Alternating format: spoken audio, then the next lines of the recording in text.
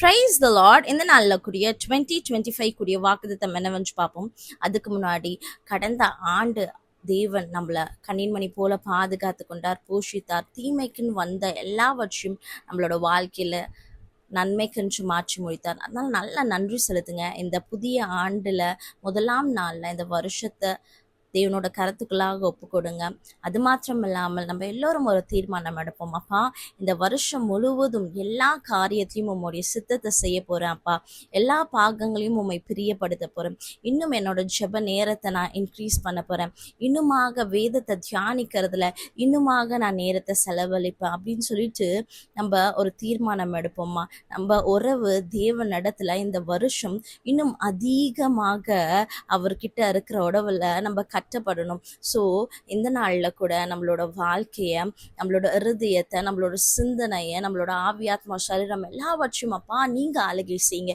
You take control over me, you take control over my life, you take control over my business, you take control over my studies அப்படின்னு சொல்லிட்டு எல்லா பாகங்களையும் தேவனை கண்ட்ரோலில் எடுக்க விடும் போது அவர் எல்லா பாகங்களையும் சமாதானத்தையும் ஜெயத்தையும் கொடுத்து நடத்துவார். அது மாத்திரம் இல்லாமல் இந்த ஆண்டு நம்மளுக்கு இரக்கத்தின் ஆண்டா இருக்க போகுது. ஆமாங்க, இந்த வருஷம் எல்லா பாகங்களையும் தேவன் நம்மளுக்கு இரக்கம் செய்கிறவராக இருக்க போறார்.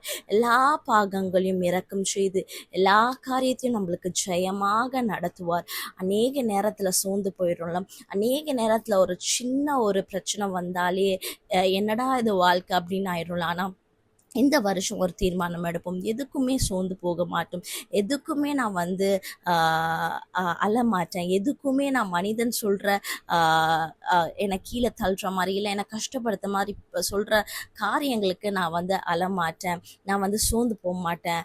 ரேதர் என்னோட பலன் கர்த்தரிடத்துலேருந்து வரும். எல்லா காரியத்திலையும் நான் பலன் கொண்டு நான் ஜெயம் எடுப்பேன். விசுவாசிக்கிறப்ப கர்த்தர் நம்மளோட வாழ்க்கையில் பெரிய காரியங்களை செய்வார். இந்த நாளில் கூட 2025 கூடிய வாக்குத்தத்தம் என்னவென்று பார்ப்போம். ஏசாயா 43 அதிகாரம் 19வது வசனம். இதோ நான் புதிய காரியத்தை செய்கிறேன் அப்படின்னு சொல்லிட்டு சொல்றாருங்க. ஆமாங்க, நம்மளோட வாழ்க்கையில தேவன் இந்த வருடத்துல புதிய காரியத்தை செய்ய போறேன்னு சொல்லிட்டு வாக்கு பண்றாருங்க. விசுவாசிங்க. சூழ்நிலை எப்படி வேணா இருக்கலாம், இல்ல உங்களோட சரீர பலன் எப்படி வேணா இருக்கலாம், என்ன வேணா இருக்கலாம். ஆனா தேவன் இந்த நாள்ல, இந்த வருஷத்தின் முதலாம் நாளில், ஜனவரி 1ஆம் நாளில் இந்த வருஷத்தில் நம்மளுக்கு வாக்கு பண்ணுறார். புதிய காரியத்தை செய்கிறேன் அப்படின்னு சொல்லிட்டு சொல்கிறார். விசுவாசிங்க. கட்டாயம் எல்லாமே மாறும். சூழ்நிலைகள் இப்படியே இருக்காது. நோவாக்கு தேவனோட கண்ணில் எப்படி தயவு கிடைச்சிச்சோ, எப்படி நோவாவின் நிமித்தம் தன்னோட குடும்பம் காக்கப்பட்டுச்சோ, அப்படி தேவனோட பார்வையில் நம்மளுக்கு தயவு கிடைச்சி நம்மளும் ஆசீர்வாதமாக நம்ம வாழுவோம். கிருபை ஒவ்வொரு நாளும் தேவனோட கிருபை புதிதாக இருக்குது. அதனால் அவரோட இறக்கம் மாத்திரம் இல்லைங்க, ஒவ்வொரு நாளுமே அவரோட புதிதான கிருபையினால் நம்மளை தாங்கி தேற்றி அருமையாக நடத்துவார். ஆனால் நம்ம இந்த உலகத்துக்கு ஒத்த விஷயம் தெரியாமல் சுற்றி இருக்கவங்க என்ன சொல்கிறாங்க அவர்களோட ஆலோசனை கேட்டு நடக்காமல் எல்லா காரியத்தையும் தேவனை நாடி அவரோட ஆலோசனை கேட்டு நடக்கிறப்ப எப்படி நோவாக்கு தேவனோட கண்ணில் தயவு கிடைச்சி தன்னோட குடும்பம் காக்கப்பட்டுச்சோ, அப்படியே நம்மளோட வாழ்க்கையும் குடும்பமும் காக்கப்படும். கிருபையாக எல்லா காரியத்தையும் செய்து முடிப்பார். அதனால இந்த வருஷம் நம்மளுக்கு இரக்கத்தின் ஆண்டா இருக்க போதுங்க. அதனால எல்லா பாகங்களையும் தேவன் நம்மளுக்கு இரக்கம் செய்து நம்மளை ஆசீர்வதிப்பார். எதுக்குமே சோர்ந்து போகாதீங்க, எதுக்குமே பயப்படாதீங்க. நீங்க பயப்படாம தேவன் நம்மளுக்கு கொடுத்திருக்க அன்பும் தெரிந்த புத்தியும் பலமுள்ள ஆவியை பெற்றுக்கொண்டு நம்ம நடக்கிறப்ப ஒன்றுமே நம்மளை தாக்காது, ஒன்றுமே நம்மளை எதுவுமே செய்ய முடியாது.